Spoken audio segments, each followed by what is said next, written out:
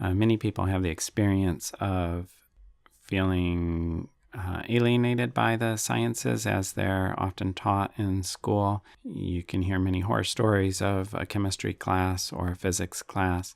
These subjects are often taught using very specific vocabularies. They're very vocabulary intensive. You have to learn a lot of new words to progress in these subjects, and they're also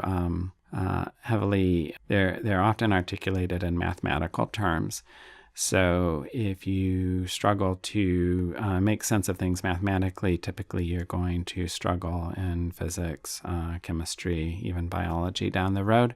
At the same time, if you look at established scientists, experienced scientists, often those scientists are thinking in visual ways. And I included a quote in the workshop of how Einstein often thought in images, that his discoveries came to him first as a set of images, which then he had to work to translate into language and mathematical equations.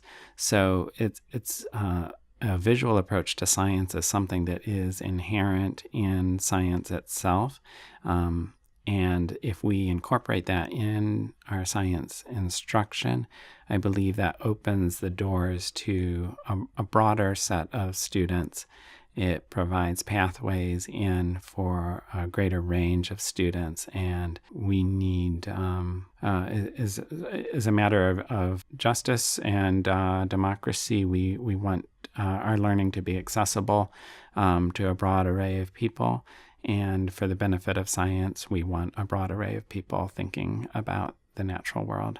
So visual strategies and art in particular can really provide some pathways for people in that regard.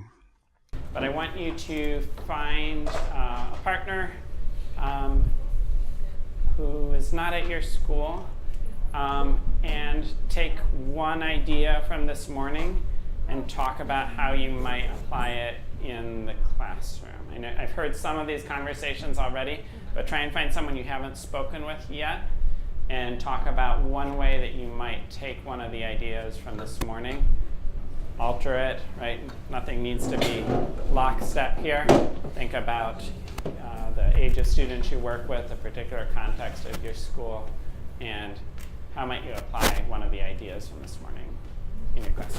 Go for it. Is there someone who wants to share out one idea from this morning that you talked about, that your partner talked about?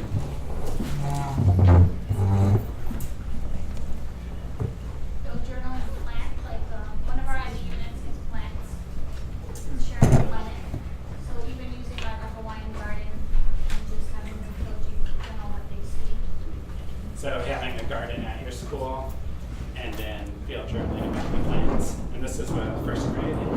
Yeah. Okay, great. Marty? So I do special education preschool, so they have a lot of fine motor delays as well. So what we have been doing is having our kids take pictures using like iPads. It's kind of neat to see their lower perspective. But then I was thinking with the gesture drawing, like capturing movement of like different things, how they could just draw lines, like if it were an insect, like a grasshopper or